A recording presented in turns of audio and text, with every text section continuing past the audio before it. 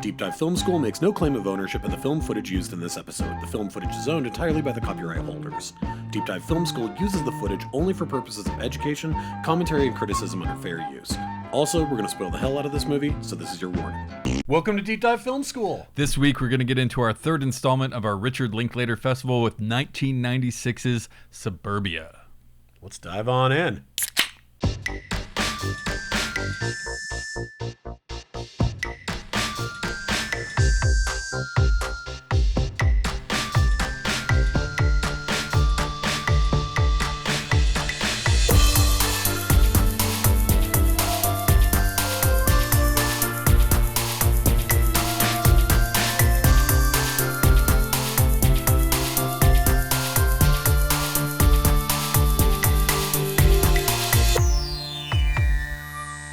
All right, everybody, I am Adam Sherlock. And I'm Adam Pulcher. Make sure to like and subscribe if you like what you see/hear.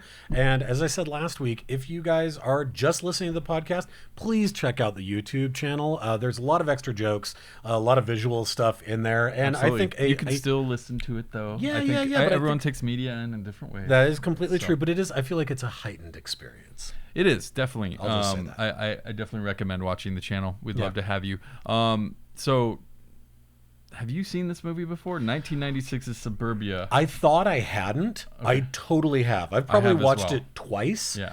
I feel like when I was in maybe my second apartment after moving out of my parents' place, it was on heavy rotation on HBO. Okay. And so it was one of those ones that you just kind of watch. I don't even think back then I knew that it was Linklater because I was a big fan of Linklater at that time. An indie thing, you know, it easily could be made a play. It was a play by Eric Bogosan. Yep. You know, he's a really interesting, strange guy.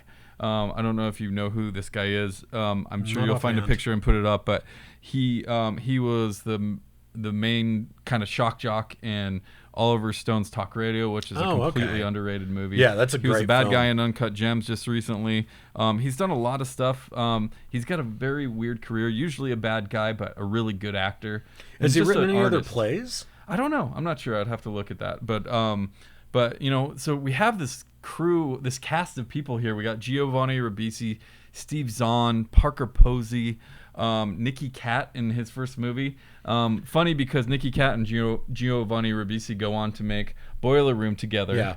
What happened to Nicky Katt? I love that guy. He's amazing. But I was looking at his IMDb in the last couple of years, like he's done very little. He's awesome in that. Yeah. Well, and even in things like Planet Terror, for the little moments that he's in it, he's great. Like I really, really always liked his performances. Linklater loves the day in the life shit, right? Oh yeah, this big is time. I think the closest companion piece to this would probably be Dazed and Confused, right? Or Everybody Wants Some, which came many years later, which I was not crazy about, but maybe I need to watch it again. I think this would be the part of Dazed and Confused if the nerdy kids never went to the party, right? If we just went off, if we went off with Mitch, you know, the kid with the long hair and his friends, this is probably what it ended up being, because I very much related to this movie. I don't know if I did when I originally saw it. I totally understand kind of the artistic endeavor Linklater was trying to take us on, but I do understand this time in life where you're kind of rebelling against a lot of things, trying to figure out who you are as a person. Your teenagers kind of going into being adults, and these are people probably I'm talking about from 18 to 20, I don't know, maybe 20 to 23 era of life where you're just questioning things. Well, they're all out of school. They're talking about college. They're kind of spinning their wheels in this way. They have a friend who has gone on and become a star. Quote, unquote, made it. He's the singer Dream Girl. Yeah. It's a good name for a band. He's a singer of Dream Girl, and they're on tour, and they're, you know, riding in limos, all this stuff. Yep. You know, and so there's some jealousy there as well. It's like, fuck that guy, he's sold out. And I totally used to think this way. Sure. But then I grew up and realized, like, no, they're just following their dream. Why wouldn't they do that? You know, I think, but I do love the rebellious attitude that Linklater has through almost all of his movies. This one especially leans super heavy into like the punk rock. There is another Suburbia movie that was made, I think, in the 80s. Yeah. That's definitely more of a punk rock like story. Yes. Where this one's different. I don't think they're the same thing. I think it's a bit different because a lot of this is taken after Eric Bogosian's, some of his youth, but this is also in Burnfield, Texas, some made up Texas. Perfect name for a town Burnfield. for what this is, For which sure. it really is. It is just like, this is the burning field of all of your own sense of rebellion and punk rock ethos and all sure. this garbage that like it doesn't matter. Like none of this like it doesn't. you It's so you said it pointless. perfectly when we did Slacker, which is that this particular generation had these weird standards and this weird ethos that there was very little actual action behind it. And again, I would say that comparing this to Penelope Sphere's Suburbia, that's right. There's no connection because again, in the 80s, there was a real rebellion against things that really felt like were happening. And here we have a bunch of white middle class kids who want for nothing, right? And struggle for nothing, that are sitting around just complaining, bitching about whatever you got. And actually, I mean, I love that we get Ribisi the first time we see him. He's in this tent, in the this little pop tent, super nice house in the garage though, and he's like smoking and listening to Pennywise. Yeah, and it's just like on the cell phone, like just like oh, I'm so depressed. Well, and he's actually for that time was perfect representation of that kind of person. And weirdly enough, also, as much as he is our protagonist throughout this story, if there is one, I mean, more just what we're kind of hanging our storyline on, of kind of following him through most of this. In some ways, he's also kind of the worst character because I found him annoying. There's other characters that do worse things than him, but his self-deprecation is just like, blah. Well, like, come on, like look at, his desire to seem like he's smarter and better than everybody else somehow makes it even worse. Well, it's this interesting dynamic, and we've talked about this in other films before, but it's almost this idea of when you make a movie when you tell a story that is in some ways too effective, it can make the experience of watching it unpleasurable. So, okay, a good example would be, what if you had Requiem for a Dream and everything was the same, but let's say you take Ellen Burstyn's character and take her out of Requiem for a Dream. Completely out. How much patience would you have for the movie? Because at what point would you be like, oh, I get it. You guys are idiots and losers. Lots of drugs. You do lots of drugs, and there's no redeeming qualities left in you. You bunch of assholes, right? Like you would lose that patience. Burnouts for it. And losers, and that's what I feel like is happening here. Is that his representation of these characters and this one night of their life is so effective that I found myself really disliking the experience of watching it. Interesting. Because it was so effective. So well? Because it's done so well. Because I was just like, shut up. You've like too hitting too close to home. Giovanni Ribisi's whole like, you're selling out to his girlfriend Sue's because she's going to go to New York to go to college, and him being like, well, you just changed like everybody else is. That A, reminded me way too much of myself. B, I'm obviously at this point too old to find Steve Zahn's character of Buff even remotely funny or charming. And I'm just mad at him the whole time. I'm like, you're an idiot. You're an asshole. Yeah. Why do you keep coming around? You're stealing people's property. Like, it's not funny. You're a jerk. Yeah. It just was. And the hardest part is the character that I had the most compassion for was actually the character of Pony, Jace Bartok's character, as the kid, the guy who sold out. The guy who sold out, and he's like, seems like a legitimately nice guy. I actually genuinely liked his performance too when he sang a song. It's a really good performance. Well, and he's clumsy, and he's not trying to be perfect. He's not trying to throw it in their face, but it doesn't matter because you can see what their reaction is going to be from a mile away. Oh, no doubt. So it just makes it uncomfortable. Absolutely. This movie, I would say, is in the vein of like, I don't think it's trying to be something like Fast Times at Ridgemont High necessarily. It's not trying to be super funny, though there are funny moments. But that's an interesting comparison. I would say it's more like a Breakfast Club type of atmosphere, maybe a little bit after high school, if they had a Breakfast Club after high school. I don't know. It was just kind of an interesting. Okay, so let's go there. It is very 90s though. We have Steve Zahn rollerblading with pizza at some point. So like it definitely is. He's a Ninja Turtle. Well, okay. Let's go with the Breakfast Club thing for a second. Here, I think it's just them talking about worldviews, heavy adult things, and trying to understand the world, right? But when our characters are still in high school and there feels like there's a real oppression of them being judged by a sort of systematic societal foot that's pushing down on them, we can at least have empathy for that, and we can be like, these poor kids, like they're just trying to make their own way. And I don't have that sympathy for 20-something-year-olds, no. Right? You're just instead, it's like. But I can relate to what they're going through. I can relate to it. I can definitely relate to it. And maybe that's part of what I saw here is that to quote the fake oblique strategies card from Slacker, apathy is not the same thing as turning away in disgust, right? Like I'm turning away in disgust from these characters' struggles and in part of it, a big part of it, at least maybe for me, is I saw echoes of my own life, but the character of Tim, Nicky Katt's character, he's like the vet, he's bitter, he's a racist, and I was like, okay, there's the big difference. Nicky Katt's character. That's Nicky Katt's character. That's the big difference. Is I was like, I would never have hung out with a dude like him. Yeah.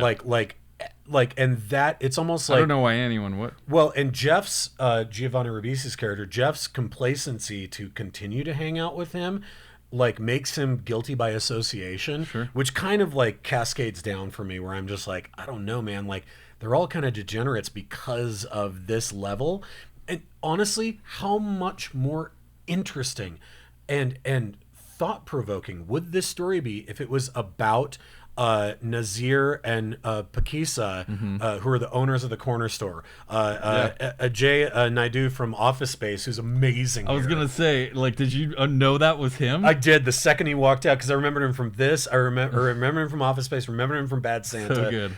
Just fantastic actor that I never see enough of. Yeah. Every time I do, I'm like, God, he's so good. And these moments with him are the buoy that keeps me going. It's the thing that's boiling the whole time, right? But then we leave them. And when we leave them, I'm like, kind of don't care anymore. Kind of just feels like we're spinning our wheels again. Yeah. So you got tired of this movie? Well, okay. Here's my feeling about it. I completely understand it. There is some wandering scenes, and they cut away at very interesting moments. I think that's one thing that kept me in it. I agree that the conversations do get a little out there, and you're like, okay, I get it. You're poor white kids in this rich neighborhood that think you're poor white kids, but you're not, and you're just trying to understand the world and don't understand how privileged you are to have certain things. And all this stuff. I definitely get that, and there's a lot of that, and just the back. You just don't really like a lot of these people. You don't. At least I don't. You can feel for them and relate to them, but I don't think you necessarily like them. Yeah.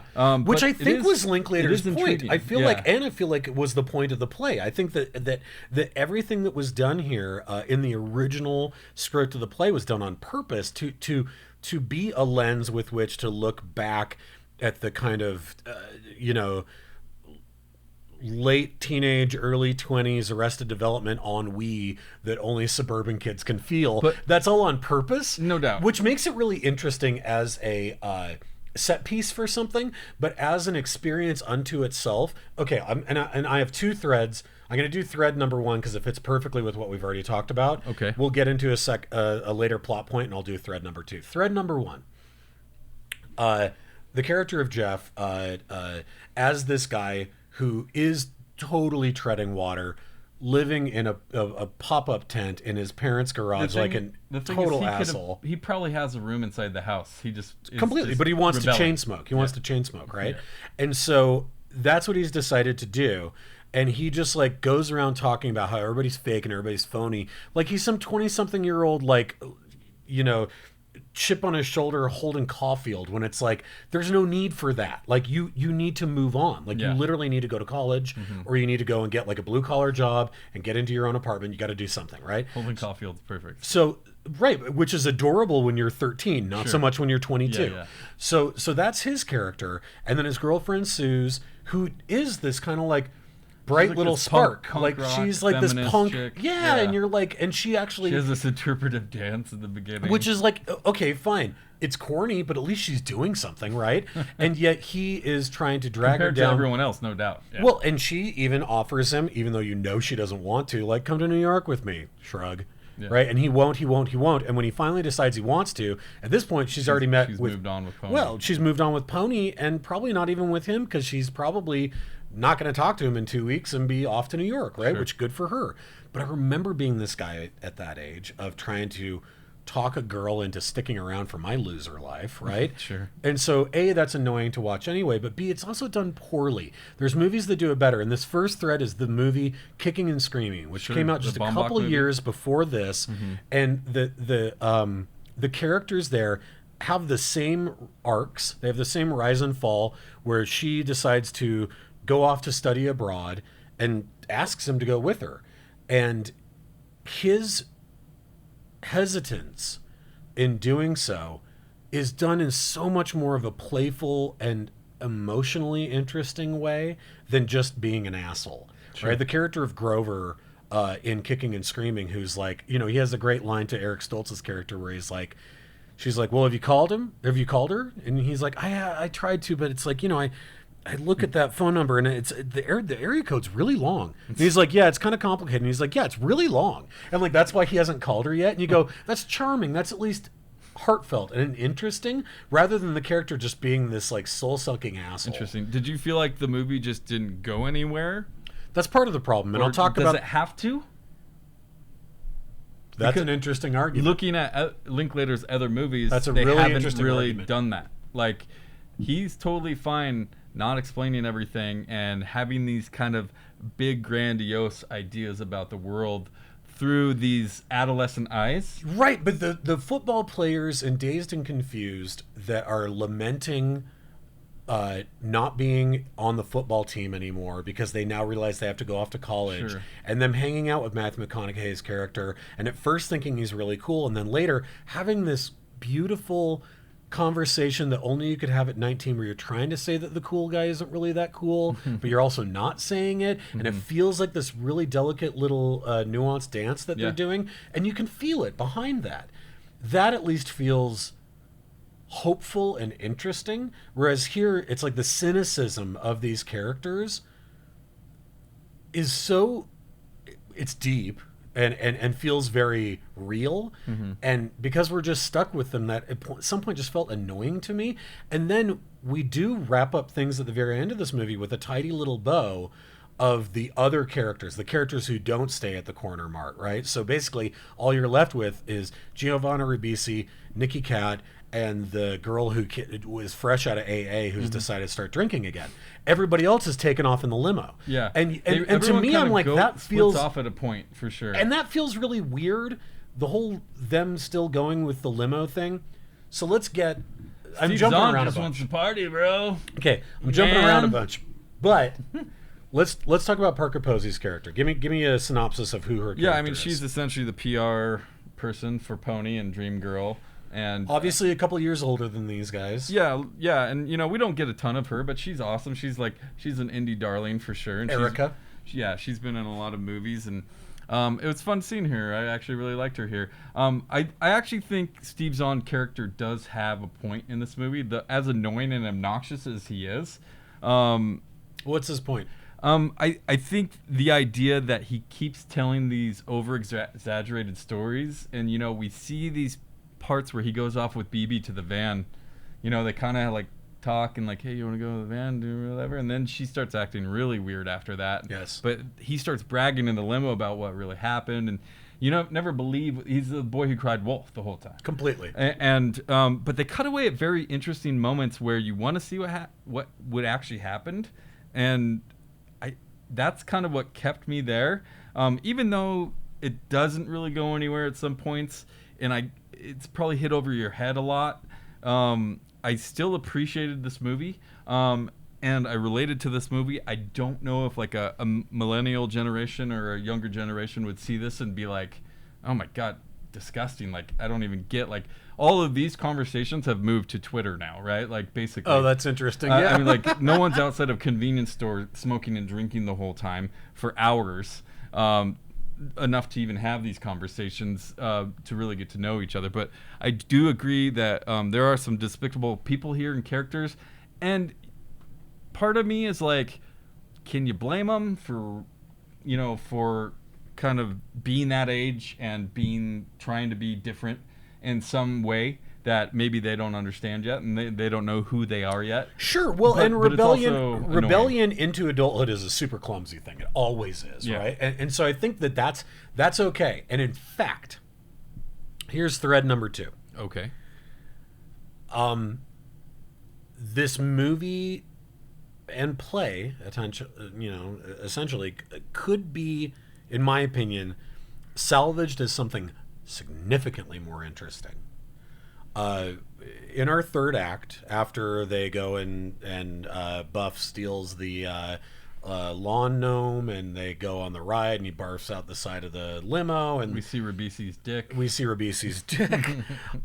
After all of that, which that was a little shocking. I was like, oh, they're just gonna cut to his ass. Yeah, nope. There's his penis. There's his whole penis, the whole thing. But can you have our logo swinging? Yes, okay. We definitely will. Okay. I'm not subjecting anyone to that.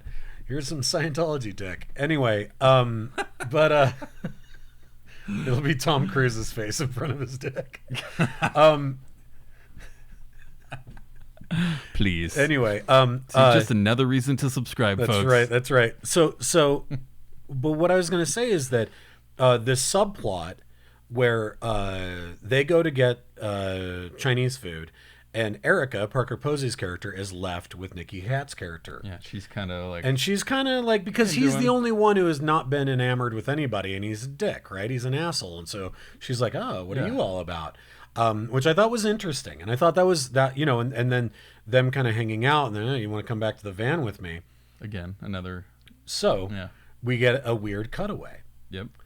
And when it comes back, no one can find Erica. Where is Erica? Nobody knows where Erica is. The last thing we saw them talk about is that he couldn't get hard. And she's like laughing at him, and it's a funny thing. And it's a weird moment. That was a funny moment for me too, because I'm like, fine, fuck that guy. Yeah, because he's been this jerk the whole time, right? And so it feels good. It feels earned. Yeah. But then there's this weird cutaway.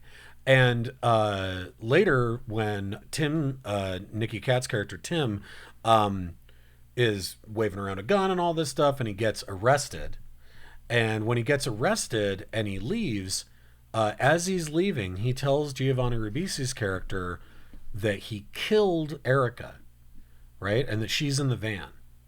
And it takes a turn. It's like something you're not expecting. Like, they've been complaining about all this bullshit, but like, oh shit, this went dark. So Jeff goes out, and there's another weird cutaway where he finds her phone, right? And then we just have him to the van. He's walking up to the van. We cut away. Now we just have him sitting out front. He looks pale and sick, and everybody comes back, and everything's fine. And he calls the cops. I think there's been a murder. All this stuff. Limo pulls back up, and Buff's there to talk about how he slept with Erica. Yeah. And this is the cry wolf scene that you're talking about, right? And of course, what ends up turning out is that totally Erica happened. Is with him, and that she's all about him, which totally unearned, totally fake. Like, why would she get with him? That seems incredibly silly. I do to like me. how that plays with you, though. I think that's okay. Yeah. But I have 2 words for you. Okay. River's Edge. Okay. This movie has no balls to actually go to that dark place that might actually say something about this apathy, that might actually say something about a group of friends who are buddies with somebody who does fucked up, awful shit on the regular and kind of plays it off like, yeah, man, it's because the whole world's screwed up. And that's what made characters like Crispin Glover and Keanu Reeves so interesting in River's Edge, is that they suddenly had to come to grips with the fact that their buddy John did murder his girlfriend. I completely and it would agree. make it I completely so much agree. more interesting. Absolutely, I completely agree. So much more interesting if she had actually been killed. I was much more like, I was definitely getting a little bored with the movie and like, okay, where's this going? Like, is this just going to be another slacker? And your ears perked up when it was like, oh. And then I was like, oh shit, that took a turn. I want to see where this goes now. And I agree, the fact that it ends up being fake. Oh, I was so mad. No balls. I was so mad. I think that's a great way to put it. Because wouldn't it have been great to actually, because for a moment there, Giovanni Ribisi's character seems intriguing. Mm-hmm. All of a sudden, this buddy, this older punk dude that he looks up to, that went off to be in the army or whatever, and got discharged, and is obviously a raging alcoholic. Like you've looked up to this guy, and you've overlooked all of his super racist bullshit. You've kind of like made excuses for him 100 times, Yep. and now the dude murdered somebody. And what's going to happen? Now what are you going to do? What's going to happen to Pony? Right? Like his agent just got murdered. Like, oh my god, it could be so interesting. And Yeah. the movie has no guts. It pulls out of that whole idea and does this. So when Steve Zahn's like, dude, but she's right here, I wanted to punch the whole movie in its face, because I was like, what's the point of any of this? Mm-hmm.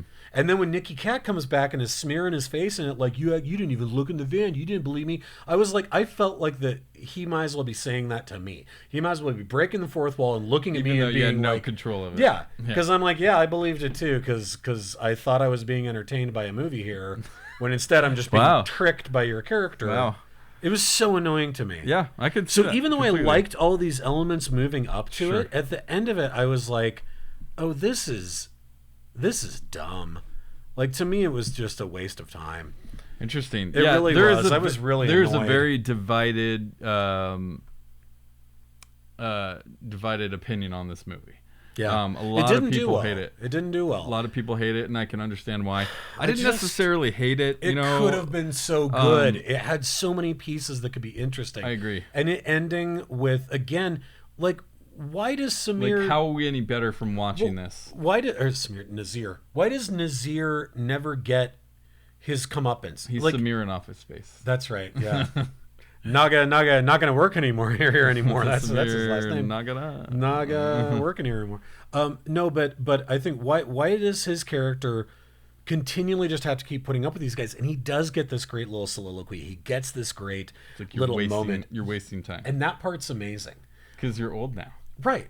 You're old now. Exactly. He's like, because you're old now as the watcher of this movie, and you're more in Nazir's corner than in these kids' corner anymore. Well, and I think you don't have, like you said earlier, you don't have sympathy for these 20-somethings that are trying to figure out life. But I don't even know. I mean, I totally agree with that. At the same time, I would also say, even when I was that age, I would not have had patience for somebody being like that to the cornerstone worker. No doubt. Like, that was not us. Yeah.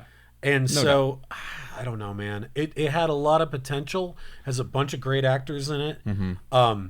It has no guts. It could have said something really interesting, and instead it decided to say nothing, like much of that generation did. That's funny. Yep. Where just comes back around to that. The right? act of rebellion itself was a rebellion enough, whether or not you had anything, interesting to say. What's the? There's a great line of Kurt Cobain's from a song in Utero. I think it's Teenage Angst has paid off well. And that's the feeling, right? Is that it's sure. like, ask Marilyn Manson. Yeah, just throw a bottle, doesn't matter. But I mean, they threw garbage cans and do the right thing, but it was for a purpose. At the end of the day, it was still about rebellion for rebellion's sake, but at least there was a bubbling undercurrent that made it make sense. I totally agree with you that this movie copped out at the end.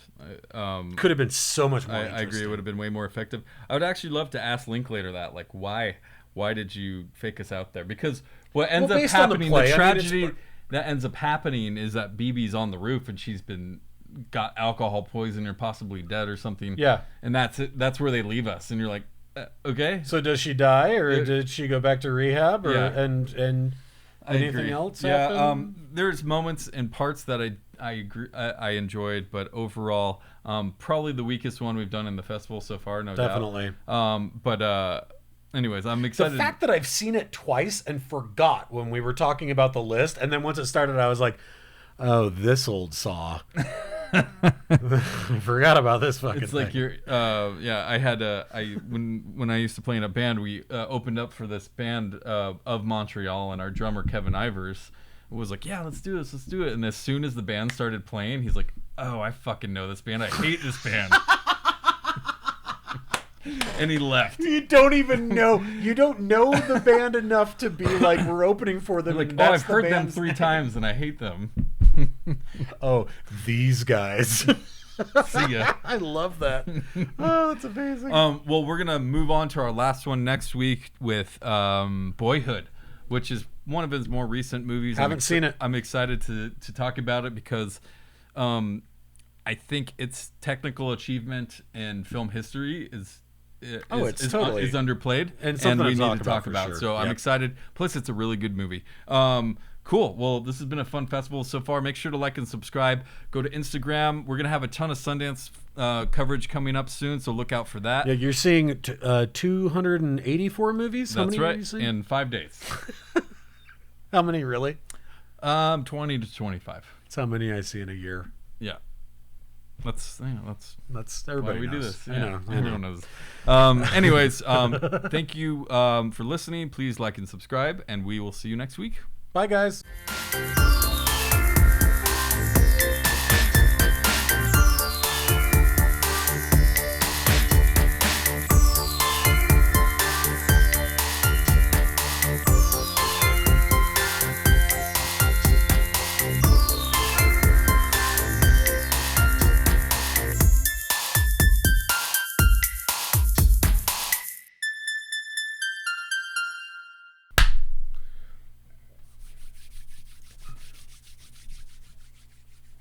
Oh.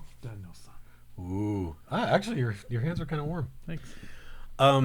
So it has nothing to do with the movie review, but something I realized when watching Suburbia. You and I both used to live at Kilby Court. Yes. Okay. If you remember, I'm pretty Music sure. venue. Yeah, music venue, and it was sort of this whole street. Yeah. And there was a warehouse on the other side. And you lived in sort of the big back half of it that was actually like an apartment. And I lived Kind of. more than where I lived, my friend. That's true. I lived in a room that had like a small bachelor fridge in it, and that was it. So basically, I had a one room for all my books and all my musical instruments and my cat and my bed, which was right next to this big window. You made it your own. I made it my own. I made it into something. But if you remember, they did a play where they actually like put in risers all the way around basically the courtyard where my window to my little room was. And they did a play there, and they did a play of Suburbia. Oh. And I didn't stay that night for the play because I was like, I don't know what this is, right? And like left. And but later I found out somebody was like, my friend Mike, who participated in the play, was like, hey, we broke your window, Oh. and there might be something in your room, and it's a prop that we need to get back. And I'm like, okay. And so I went home, and apparently what broke my window is during the in the play and in the movie, Suze, the character of Suze, she does her whole like and screw Donald Rumsfeld and screw George W. Bush and or whatever. I can't remember what it is, but she goes on this whole tirade, right? Well, apparently in the play version of it, one of the props that she was using in her thing, she threw through the window and broke. I went in to my room, my house, and went in, and on my bedspread, among the broken glass there, Dildo. was a giant purple dildo. Yes. And they apparently wanted it back because it was a prop, because they were going to keep using it to the rest of it. And I was like, why they wanted it back. well, God, I would hope not. Otherwise, there's like glass and stuff in it. That'd be terrible, right? So, and I was kind of bummed because I was like, well, the least I could have done is kept the dildo, because like that's a great. I'd put it in like a little shadow box and be like, this flew through my window once because of a play. Did So they anyway, pay to get the window replaced? I don't remember. yeah, they did. They paid to get the window replaced. So fast forward, that would have been 2002, I want to say. Oh, no, I know where this is 2001. going, I think. Let's fast forward to 2011. I'm in southern Utah, okay, at this writers retreat for a group of writers. We are in Boulder, Utah, which is like this tiny little hippie enclave in the middle of nothing. Gorgeous red rock valleys and just this amazing landscape. And we're staying in this little farmhouse. And the very first night, everybody's sitting around drinking wine and beer, and we're all kind of doing icebreaker stories. And so we're all sort of talking about an interesting story of something that happened to us. And I was like, damn, this is a good one. So I break out the Suburbia dildo breaking my window story, right? Oh, no. I tell the story, and I get to the point where I'm talking about Kilby, and I'm talking about them doing the play of Suburbia. I'm talking about all this stuff. And I get to that moment, and I'm like, and it breaks through my window. And I go in, and you know what I see on my bedspread? And this woman, a couple years older than me, Dana, who's sitting across the table, goes, "Purple dildo?" And I was like... It was her? And she goes, "I threw it." She played Suze. Oh, no And way. I was like, what beautiful My Dinner with Andre universes colliding moment is this? Holy shit. Kismet. Yeah. So her and I were best friends for the rest of that writer's retreat week because I was like, me and you, dude, you threw the dildo that broke my window. That's amazing. Yeah. How weird is that? That is awesome. And so she got it back, too. Yeah, I mean, I think it continued to be a prop throughout the play. Because I know there was another dildo found in someone's abandoned house by Al. You remember Al, who owned Kilby? Yeah. He found it and was like, "Oh, hey, what's this?" Oh, no. I wouldn't just grab hold of that. Don't just grab hold of it. Yeah. I mean, if it's a prop in a Poke play... it with the stick first, see Yeah. what it is. The way you would with a possum. Is it alive? What is that?